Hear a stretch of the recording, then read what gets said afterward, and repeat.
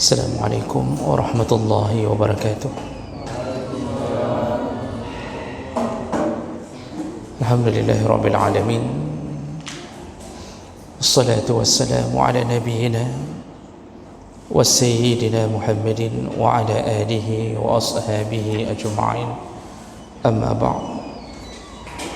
Rabbi shrah li sadri wa yassir li amri wahlul 'uqdatam min lisani yafqahu qawli. Segala puji bagi Allah, kemudian salawat dan salam kepada Rasulullah, pada keluarga dan seluruh sahabat-sahabatnya. Bapak-bapak dan ibu-ibu jemaah salat maghrib dan isya yang insya-Allah dimuliakan oleh Allah, kita akan sambung pelajaran kita masih seputar adab dalam perjalanan atau safar. Di pertemuan kita sebelumnya kita sudah membahas di antara adab ketika bersafar adalah seorang perempuan hendaknya tidak bersafar kecuali ditemani oleh mahramnya. Lalu bagi mereka yang masih mempunyai orang tua dan tinggal bersamanya, sebelum bersafar mohonlah izin kepada kedua orang tua. Lalu sebelum bersafar hendaknya meninggalkan wasiat. Tinggalkan wasiat, baik itu bentuknya wasiat dalam bentuk nasihat atau wasiat dalam bentuk harta. Lalu sebelum pergi lakukan istikhlaf, alih pimpinan, mempercayakan kepada seseorang untuk memimpin di rumah kita sebelum kita pergi, biasanya kepada anak tertua.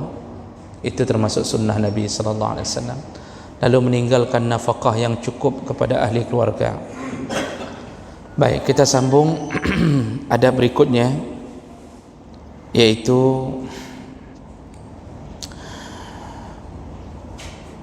la yusafiru ahadun wahidan. Janganlah seseorang dianjurkan, janganlah seseorang bersafar sendiri. Jadi sekali lagi supaya tidak membingungkan, yang dimaksud dengan safar perjalanan yang sudah menyebabkan dibolehkan melakukan keringanan yang Allah beri. Apakah salat qasar, salat jama', dan ukurannya adalah 16 farsakh, sekitar 89 atau 90 km. Nah, kalau sudah berjalan sejauh itu, sebaiknya seseorang tidak berjalan sendiri, tidak melakukan safar dalam kesendirian. Rasulullah sallallahu alaihi wasallam melarang seseorang bersafar sendiri dengan hadisnya riwayat Bukhari dari Abdullah bin Umar. Qala Rasulullah sallallahu alaihi wasallam, "Law ya'lamu an-nas ma fil wahdah ma a'lam ma sara rakiban bilailin wahdahu." Seandainya seseorang mengetahui kalau dia berjalan sendiri seperti apa yang aku ketahui. Jadi Rasulullah yang mengatakan, seandainya seseorang mengetahui sesuatu yang gaib seperti aku mengetahui dengan izin Allah ketika dia berjalan sendiri, maka pasti dia tidak akan berjalan sendiri. Jadi maksud Nabi, ada bahaya-bahaya yang Nabi tahu bahwa kemungkinan bisa terjadi, dan itu dominan terjadi ketika kita berjalan sendiri. Makanya kemudian para ulama mencoba untuk menjabarkan kalimat ini Bisa jadi di dalam perjalanan ada halangan-halangan yang kita tidak bisa menyelesaikannya sendiri, maka perlulah teman dalam perjalanan. Paling kurang kita di saat mengambil keputusan ada teman untuk bermusyawarah. Mobil mogok ada teman untuk mengganti ban, kita duduk saja, teman kita yang ganti ban. Ini kita yang agak sedikit hang. Kalau kita berjalan di malam hari, paling kurang ada teman duduk di samping. Sebelum muncul seorang perempuan berambut panjang duduk di samping. Begitulah kira-kira. Jadi Rasulullah mengatakan, seandainya orang tahu apa yang aku ketahui, maka dia tidak akan berjalan dengan sendiri. Memang mudarat bisa datang, Pak. Dan syaitan biasanya mengincar domba yang terpisah dari jamaah. Itu sifat syaitan. Semua orang yang tidak hidup bersama itu lebih mudah melakukan maksiat daripada yang hidup bersama. Seseorang yang sudah punya pasangan hidup itu lebih terjaga daripada yang belum punya pasangan hidup. Makanya kan Rasulullah mengatakan orang ketika menikah dia telah menyempurnakan setengah daripada agamanya. Apa maksudnya? Kalau sudah menikah, paling kurang maksiat-maksiat yang berhubungan dengan syahwat itu telah tertutupi dengan pernikahan. Tapi kalau masih sendiri, masih single, jomblo kata orang, nyala gangguan, Pak. Itu semua cantik, kameng pun cantik. Nah, jadi hidup dalam kondisi apapun, kalau sendiri banyak mudaratnya. Orang yang salat sendiri itu lebih rentan untuk dijatuhkan syaitan daripada orang yang salat berjamaah. Jadi kita kalau salat sendiri, ini kanan kiri enggak ada pembatas. Syaitan akan datang dari segala sisi. Lalu dia menyebutkan zakir kaza, ini bunyi hadis, ingatlah ini, ingatlah itu. Maka kita kalau salat sendiri lebih banyak mengingat-ingat hal-hal yang bisa mengganggu salat. Kalau salat jamaah, pertama dari segi pembatas, kata Rasulullah, kalau saf rapat, asal syaitan tidak mendapatkan celah untuk masuk yang berupa seekor anak kambing hitam, maka dia susah untuk masuk dalam barisan. Ini salah satu keutamaan saf rapat. Yang kedua, kita disibukkan dengan mendengarkan bacaan imam. Lalu setelah bacaan imam kita disibukkan dengan bacaan sendiri. Lalu kemudian langsung takbir bersama-sama dan segala macam. Ini membuat lebih khusyuk. Begitu juga dalam perjalanan. Perjalanan sendiri lebih rentan diganggu syaitan daripada berjalan ditemani oleh seseorang. Tapi ada juga orang yang cari teman langsung syaitan dia cari. Contohnya selingkuhannya itu langsung syaitan dia cari. Long nangan long ja, tapi dengan selingkuhannya itu langsung syaitan. Jadi intinya Rasulullah tidak menganjurkan seseorang untuk berjalan sendiri, terutama kalau berjalan sendiri fi lailin, kata Rasulullah, bi lailin, di malam hari. Saya dulu, Pak, ini cerita bacut ya. Tapi bukan pengalaman pribadi, tapi pengalaman orang yang bisa saya percaya. Saya tidak terlalu percaya dengan cerita hantu senapit di jembatan Selawah. Jadi sudah banyak supir cerita begini dan begini. Banyak supir yang mengatakan kadang-kadang kalau malam muncul nenek tua di jembatan senapit, ada yang mengatakan duduk di samping supir. Jadi cerita itu saya anggap mungkin tergantung supirnya enggak pernah solat mungkin. Zikir enggak ada, supir hendak sembahyang. Sampai tiba-tiba saya mendengarkan cerita ini dari orang yang siqah, terpercaya, dan dialami oleh 3 orang yang soleh sekaligus di dalam mobil. Jadi ada 3 orang, saya tidak sebutkan nama karena nanti Bapak pasti mengenal salah satunya, salah satu pendakwah juga, salah satu orang soleh di Kota Rasulullah. Bertiga mendekat ke jembatan Senapit jam 3 malam, tiba-tiba mobilnya terhenti begitu saja dan diangkat dari belakang. Jadi bahan belakangnya terangkat. Dan mereka tiga-tiganya menoleh ke belakang, ternyata sedang diangkat oleh seorang perempuan yang kurus, mata merah, tinggi, panjang, rambut panjang. Dan di depan mobil itu, kata beliau, sudah tersusun rapi sofa di ruang tamu. Jadi di tengah jalan tiba-tiba ada sofa berjarak kira-kira 50 meter.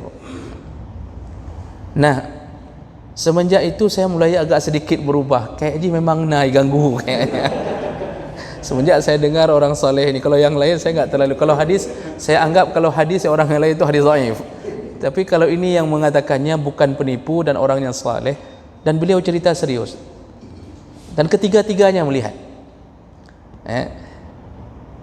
Tingkat bertiga saja masih bisa diganggu, apalagi kalau berjalan sendiri. Ini contoh barang yang mau kita bilang kenapa Rasulullah melarang berjalan sendiri, terutama di malam hari. Bukan hanya urusan syaitan, tapi perampokan mudah dilakukan bagi mereka yang terpisah dari jamaah. Walaupun kita punya pedang, kita punya parang, menyokati roh, Pak, itu susah. Nah, makanya Rasulullah mengatakan janganlah seseorang berjalan sendiri kalau melakukan safar. Kalau perempuan memang langsung diharamkan ditemani oleh mahram, karena perempuan gangguannya lebih kuat. Gangguan perempuan sampai bentuknya dilecehkan. Kalau kita kan enggak dilecehkan, Pak. So kena peleceh dan yang mungkin teman-teman hai dah lecehkan. Baik. Berikutnya, ketika mau keluar meninggalkan ahli keluarga atau kerabat, hendaknya seseorang mengucapkan kalimat-kalimat wada', kalimat-kalimat perpisahan. Itu sunnah dalam safar. Rasulullah sallallahu alaihi wasallam dalam hadis riwayat Ahmad Ibnu Majah dari Abi Hurairah, beliau kalau melakukan safar selalu beliau berkata kepada keluarganya, apa katanya? Astaudi'ukumullah alladzi la tadhi'u wada'i'ahu. Kutitipkan kalian wahai keluargaku kepada Allah yang Allah tidak akan lalai daripada titipannya. Itu bahasa Nabi kepada keluarga. Jadi itu bahasa wada'. Nabi kalau melakukan perjalanan panjang, perang, itu perang berbulan-bulan satu tempat kadang-kadang. Pokoknya safar yang jauh. Nabi mengatakan kepada keluarganya, kutitipkan kalian kepada Allah yang Allah akan selalu tidak pernah lalai daripada titipannya. Orang yang sudah menitipkan keluarganya kepada Allah, fa innallaha yahfazuhum lahu. Kalau serius, bukan mayang-mayang, jadi betul-betul beriman, yang kalunjak, saya titipkan kalian kepada Allah. Jangan kepada tetangga. Tetangga suruh lihat-lihat aja, titipkan kepada Allah. Naik haji, kita katakan kepada anak, ayah pergi, mama pergi, ayah titipkan kalian kepada Allah. Sama tetangga ayah titip juga, cuma kepada Allah yang tujuan ayah titipkan. Maka apa? Allah yang jaga. Allah yang jaga keluarga kita. Dan ini bahasa wada'. Juga Rasulullah pernah menyatakan dengan bahasa nastaudi'ullah dinaka wa amanataka wa khawatim amalaka. Ini dalam hadis riwayat Ahmad, Abu Daud dan Nasa'i dari Ibnu Umar dengan sahih, derajat yang sahih. Rasulullah mengatakan, kutitipkan kalian kepada Allah beserta dengan agamamu dan juga amanahmu dan juga penutup amalmu. Jadi doa Rasulullah langsung disertai dengan bahasa meninggalkan atau doa perpisahan ini. Ketika Rasulullah pernah meninggalkan sahabat-sahabatnya, yuwaddi' man safara min ashabi, dia ingin berpisah dengan sahabatnya dari satu tempat dengan perjalanan panjang, Rasulullah pernah berkata kepada para sahabatnya, zawwadakallahu taqwa, kutinggalkan kalian, semoga Allah menambahi ketakwaanmu, wa ghafara zambak, dan mengampunkan dosa-dosamu, wa yassara lakal khair haitsuma kunta, semoga Allah memberikanmu kebaikan dimanapun kalian berada. Ini bahasa-bahasa Nabi ketika meninggalkan keluarga atau sahabat-sahabatnya ketika melakukan safar. Tidak mesti kita hafal kalimat ini, tapi bahasa kita boleh dengan bahasa sendiri, Pak. Jadi kita kan kadang-kadang nyokal kaya ajak jaga diri baik-baik, jangan lupa salat, Jadi ayah titipkan kepada Allah. Itu bahasa itu harus ada ketika berangkat. Jadi benar-benar menyerahkan urusan keluarga kita kepada Allah. Jadi ada orang-orang kadang-kadang bersafar, bahasa tidak penting yang dia keluarkan. Ni kena ejak apa? Nya baik tu ketika igo malam, kata dia. Baik tu ke mana? Hantar ke mana kah duitnya? Itu hal-hal hari-harian itu enggak perlu diwasiatkan pun orang melakukannya. Baik.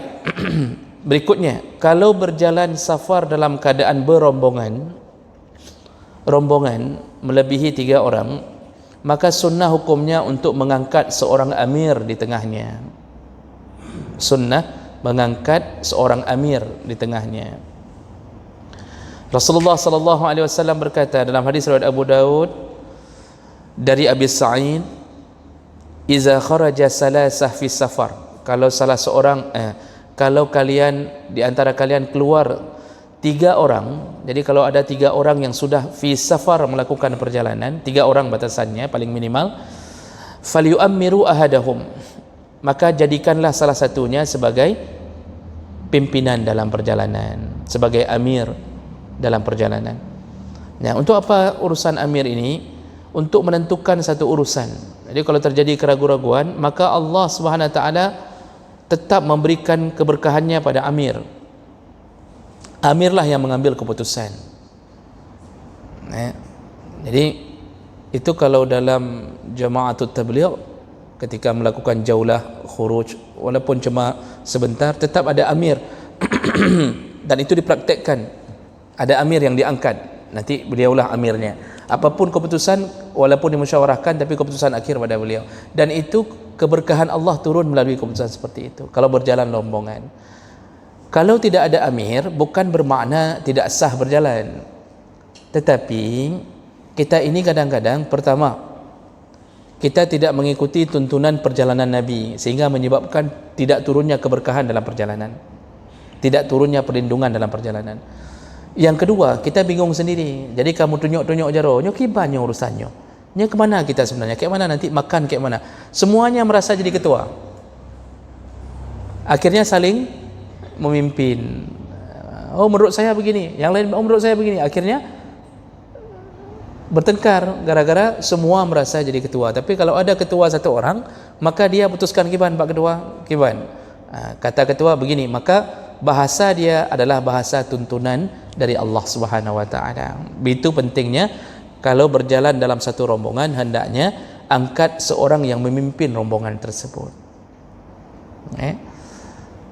Tapi kalau jalannya dengan orang yang memang sudah jadi pemimpin, ya berarti dialah. Misal kita berombongan dengan Pak Kecil, atau berombongan dengan siapa misal, memang sudah jadi pemimpin, maka dialah yang jadi pemimpin dalam perjalanan itu. Berikutnya, sunnah hukumnya melakukan perjalanan hari Khamis.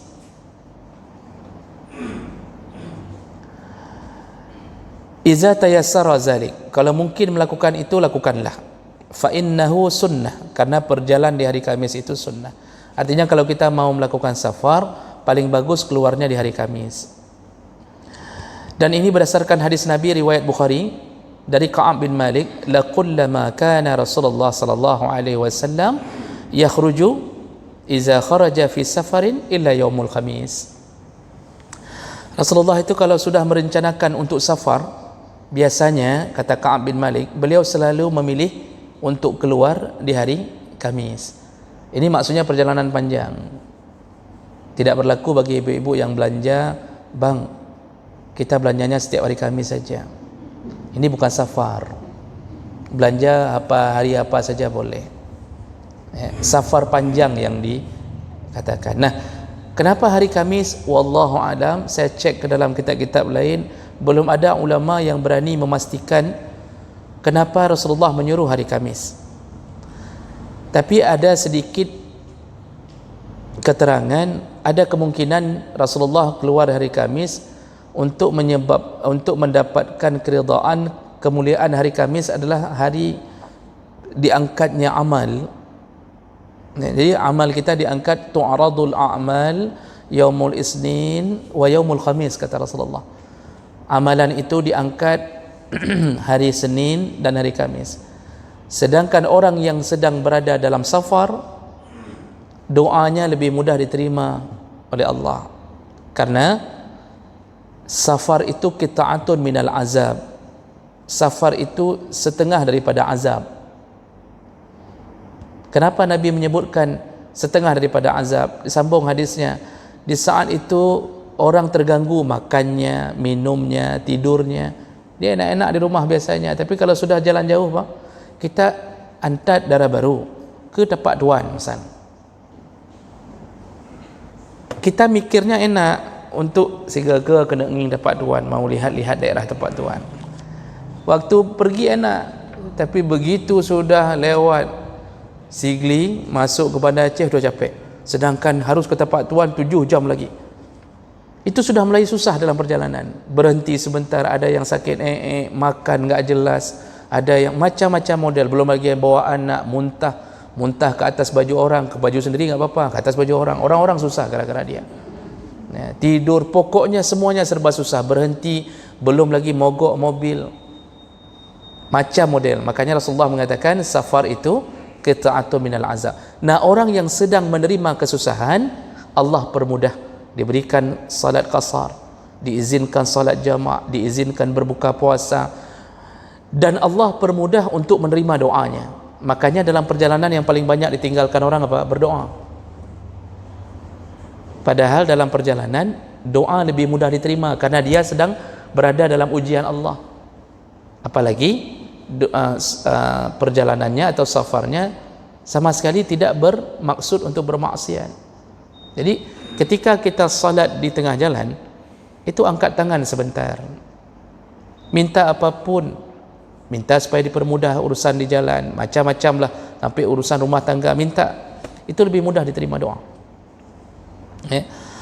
Jadi jemaah maka Allah kemungkinan disuruh berjalan di hari Khamis bersangkutan dengan semua itu, hari puasa, diangkatnya amal, doa mudah diterima di tengah bagi orang yang sedang safar. Nah, ini tidak mesti dilakukan hari Khamis, cuma bagi mereka yang memang tidak menentukan hari, maka lebih baik kalau disuruh pilih hari Khamis berdasarkan hadis Nabi sallallahu alaihi wasallam. Nah, ada hari yang dibicarakan bukan melalui hadis tapi melihat tidak baiknya berjalan, yaitu hari Jumat. Kalau dalam kitab-kitab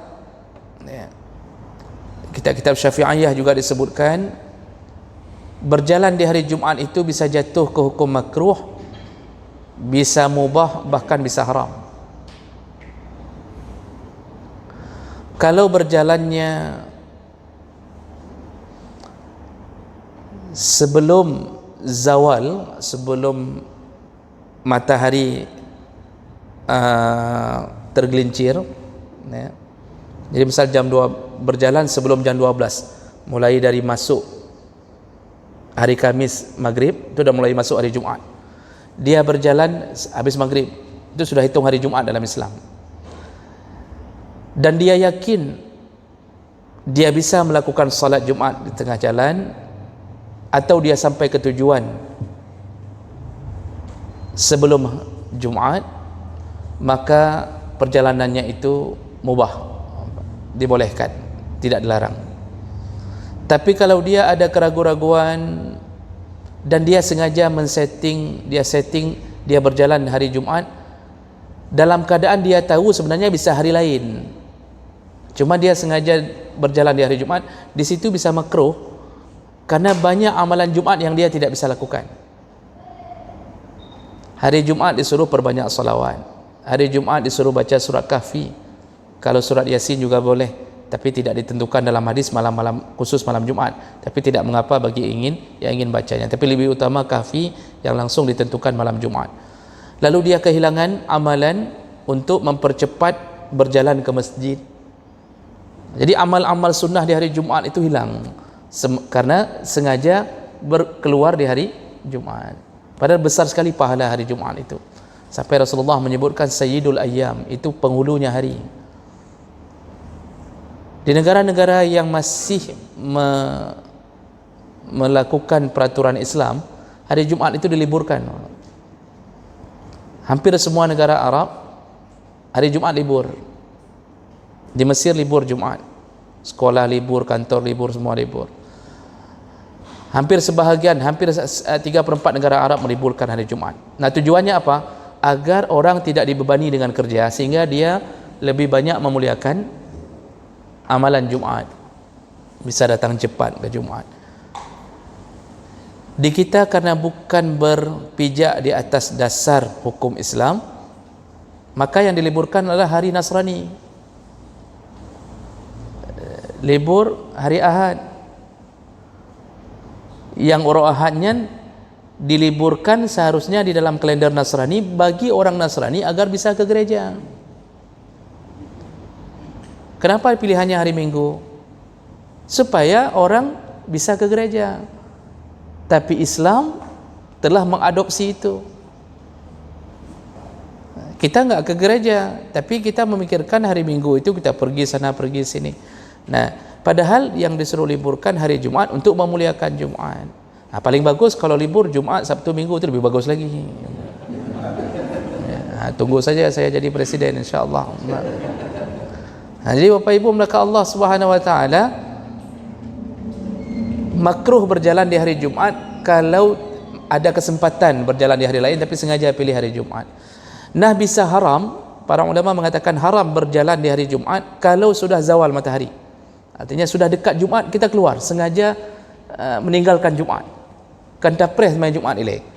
Jadi jam 12 sudah keluar. Nah, ini bisa menyebabkan dosa. Padahal dia punya waktu untuk melaksanakan kewajiban.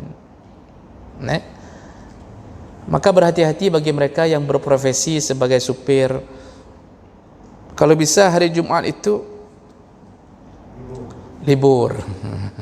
Kalau bisa, jangan takut dengan kehilangan rezeki, karena rezeki itu bukan ditanggung oleh yang menumpang. Rezeki bukan ditanggung oleh armada, tapi rezeki ditanggung oleh Allah dan sudah dituliskan di dalam tubuh kita bersamaan dengan ajal. Jadi apapun yang kita lakukan tidak mengurangi dan tidak menambahi rezeki. Orang yang kurang imannya saja yang menyibukkan diri sehingga terlalu takut dengan kehilangan rezeki. Padahal kalau supir-supir semua berhenti di hari Jumat, lalu dia muliakan hari Jumat, lihatlah apa yang Allah lakukan di hari Sabtunya. Itu waktu kejadian Yaumus Sabat Nabi Isa. Kalau kita kan hari Jumat disuruh berhenti, di waktu Nabi Isa disuruh berhenti hari Sabtu. Jangan ada jangan kerja di hari Sabtu. Nah, Allah beri semua kaum itu ada kemuliaan hari-hari tertentu, semua kaum yang direstui agamanya oleh Allah. Ya. Ini untuk memuliakan hari itu, dan ujungnya apa? Ridha Allah sebenarnya ujungnya, ridha Allah. Ya. Maka tidak baik sengaja berjalan di hari Jumat lalu meninggalkan semua kemuliaan amalan-amalan di hari Jumat. Ya, tidak baik. Baik, berikutnya masih ada waktu, nanti kita berikan tanya jawab.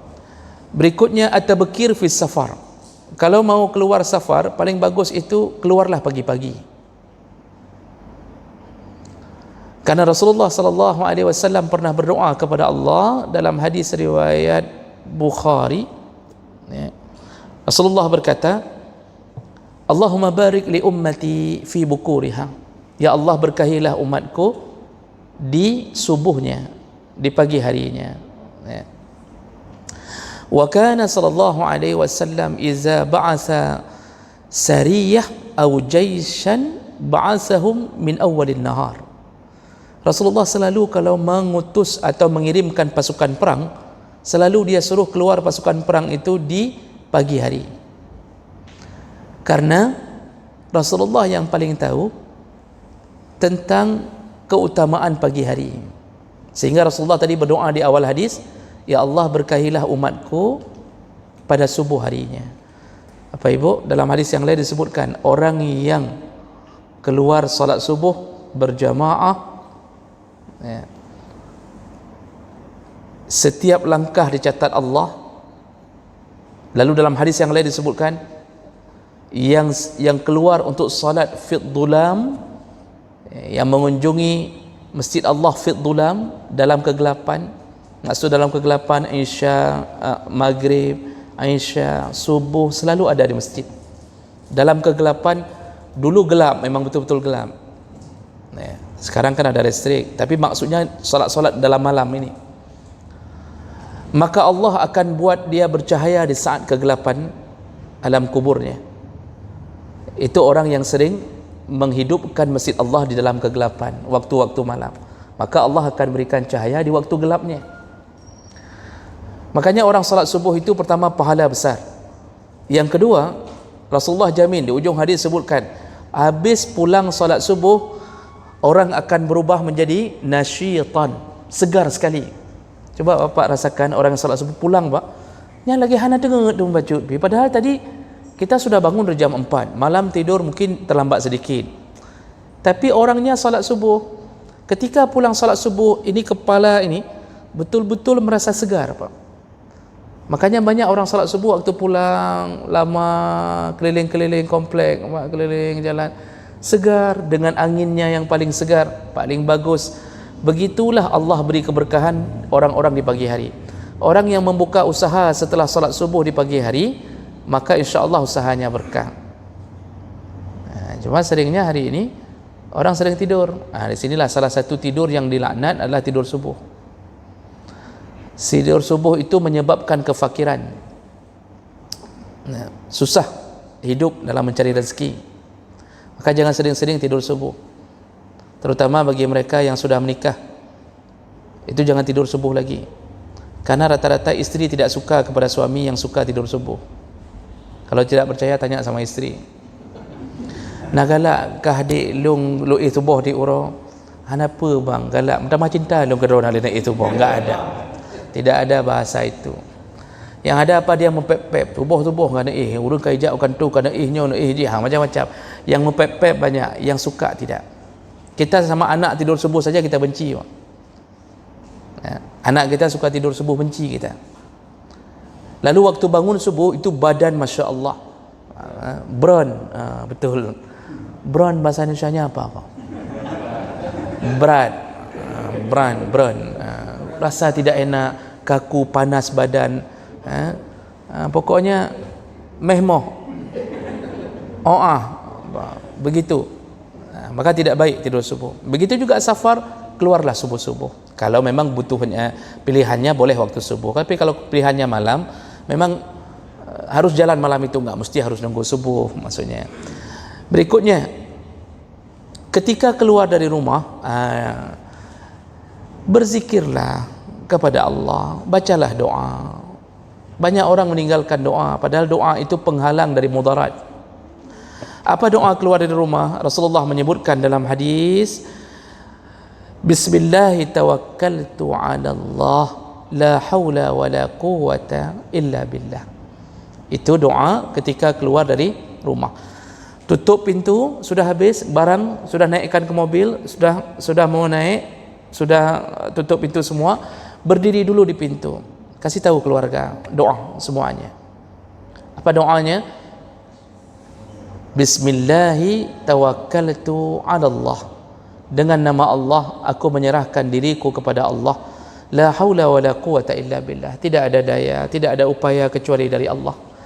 Maka orang yang membaca doa itu, langsung Nabi menjamin. Apa jaminan Nabi? Syaitan tidak akan mampu menjatuhkan orang itu. Kenapa?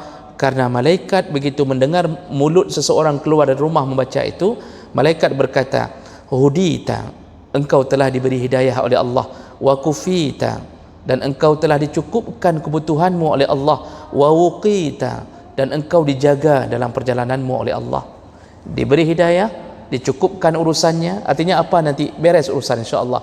Walaupun tertahan-tahan sedikit, itu ujian kesabaran saja, beres urusannya.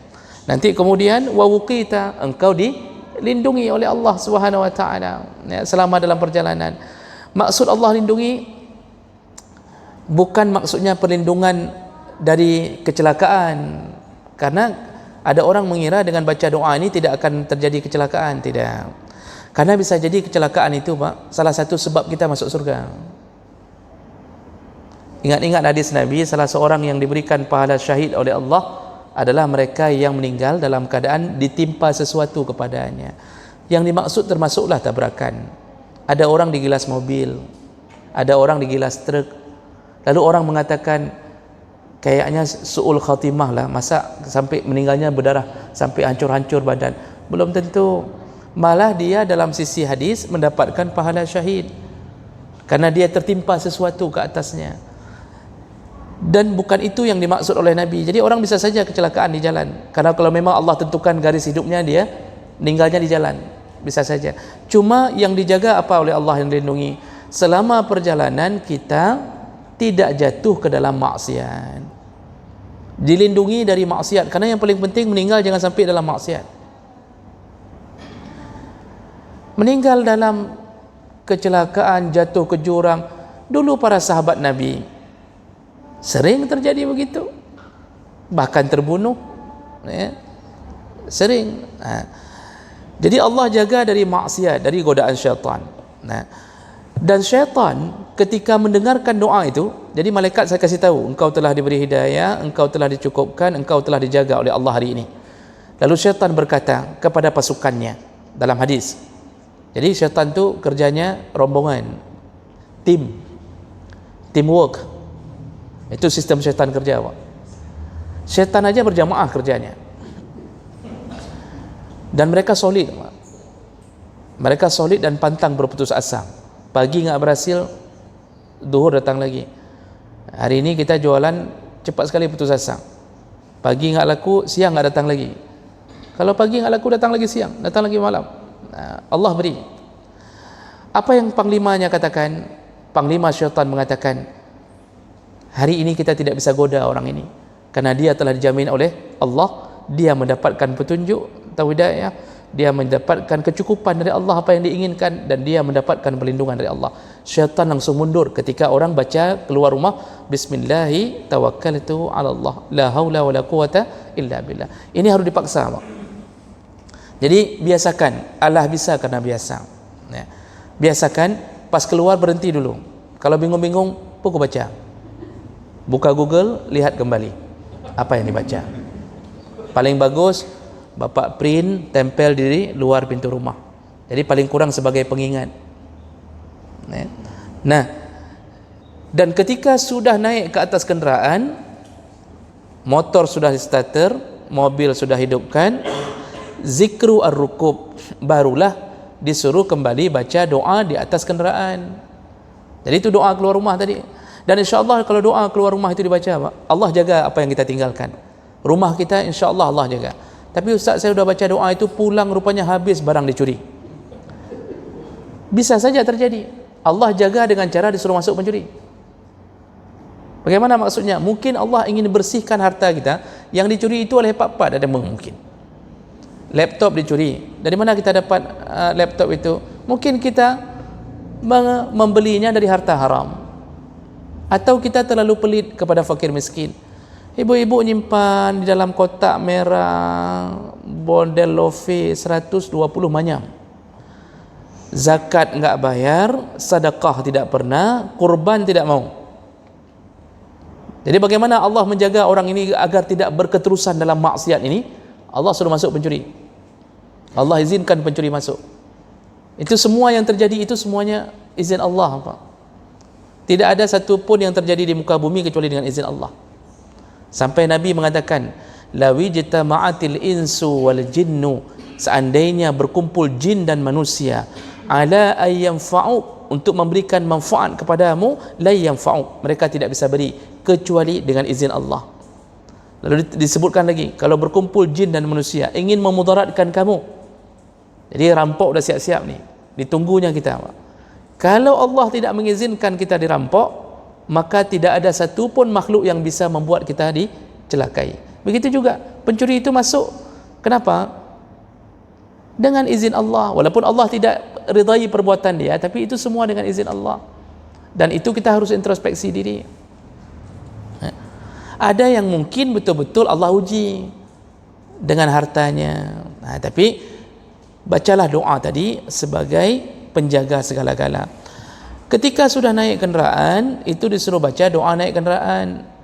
Boleh baca dengan kalimat Nabi Nuh ketika naik kapal pertama. Bismillahi majreha wa mursaha inna rabbi laghafurur rahim. Bacaannya majreha. Jadi kalau dalam ilmu tajwid ini disebut imalah. Bacanya mereng. Padahal tulisannya majraha. Nah, saya coba teliti ke dalam buku-buku tajwid yang lebih dalam, kenapa majreha? Kenapa disepakati majreha? Kenapa enggak dibaca majraha? Ada ulama yang ahli Al-Quran menjawab, disesuaikan dengan gaya kapal Nabi Nuh. Jadi karena Nabi Nuh berjalan di atas air, itu kapalnya mereng-mereng terus, karena Nabi Nuh kan bukan mendayung. Jadi bukan seperti, jangan bayangkan Nabi Nuh buat kapal lalu disiapkan pendayungnya untuk menuju ke satu sasaran, tidak ada. Nabi Nuh tidak tahu ke mana, yang penting sudah buat kapal, naik 80-an orang, sekitaran 80-an orang yang naik. Terjadilah banjir, dan banjir itu bukan nasional, internasional. Dalam kitab Al-Bidayah wa Nihayah Ibnu Katsir disebutkan internasional, seluruh dunia. Tafsir Ibnu Katsir juga menyebutkan seluruh dunia tenggelam, gunung saja tenggelam. Jadi kita ini generasi dari atas kapal Nabi Nuh, sebagian pendapat mengatakan itu. Hanali, makanya binatang-binatang yang dibawa Nabi Nuh itu berpasang-pasangan untuk kembali bereproduksi di tempat yang baru. Fastawat alal judi, waktu air surut baru terdampar. Jadi Nabi Nuh tak tahu terdampar di mana. Allah yang sebutkan fastawat alal judi, dia tertampar di atas gunung Judi. Nah, hari ini secara geografis ada yang mengatakan gunung Judi itu terletak di Turki. Jadi memang ketika ditarik garis di atas bukit di Turki ada yang berbentuk kapal. Itu doa Nabi Nuh ketika berjalan. Boleh pakai doa itu. Yang kedua, doa yang langsung Nabi ajarkan, Subhanallazi sakhkhara lana hadza wa ma kunna lahu muqrinin wa inna ila rabbina lamunqalibun. Itu juga boleh. Jadi nanti search di Google, print sedikit, tempel di kaca motor atau tempel di dashboard mobil, Pak. Kalau enggak hantingan ada. Kita yang teringat waktu naik mobil apa? Dah tutup jendela semuanya? Coba perhatikan dulu. Aku gelas ada bawa? Yang Tupperware hornya. Ya hantingan tetai. Ini akibat kita kurang bersama keluarga, kurang bersama-sama untuk mendalami agama. Jadi enggak ada yang teringat, isteri enggak teringat, anak pun enggak teringat. Yang teringat Pak CD filem Upi Ipin tu ada bawa. Itu yang teringat untuk nonton tengah jalan. Doa enggak teringat. Padahal dengan berdoa Allah langsung utus para malaikat untuk menjaga. Itu fungsi doa. Baik. Di sini dulu. Oh, satu lagi Pak, terakhir. Ini cuma setengah menit. Karena berhubungan dengan perjalanan. Zikrus su'ud wal hubud. Ketika menanjak dan menurun itu ada bacaan tertentu. Berdasarkan hadis Nabi, susu kabeh kaptui kajut dari Jabir bin Abdullah dari Jabir bin Abdullah, beliau menyebutkan kunna sa'adna kabbarna wa idza nazzalna sabbahna. Kami di masa Rasul diajarkan ketika jalan menanjak kabbarna, kami bertakbir. Ketika wa idza nazzalna, ketika jalan menurun sabbahna, kami bertasbih. Jadi kalau ke selawah itu Pak, pas naik itu apa zikir kita? Allahu Akbar, Allahu Akbar, Allahu Akbar. Ketika turun subhanallah, subhanallah. Nah, ini berlaku pada apapun. Naik pesawat, waktu naik pertama Allahu Akbar, Allahu Akbar. Cuma orang biasanya waktu pesawat turun juga Allahu Akbar, Allahu Akbar, Allahu Akbar. Hanali, Allahu Akbar. Juga bisu saya begitu. Itu kalau pesawat turun tiba-tiba kecelakaan baru begitu. Jadi begitulah sampai diatur. Jadi mulut kita dalam keadaan terus berzikir dalam perjalanan. Jadi bukan bermakna enggak boleh bicara, boleh. Apalagi dalam mobil itu kan sering curhat, istri sering curhat selama dalam mobil.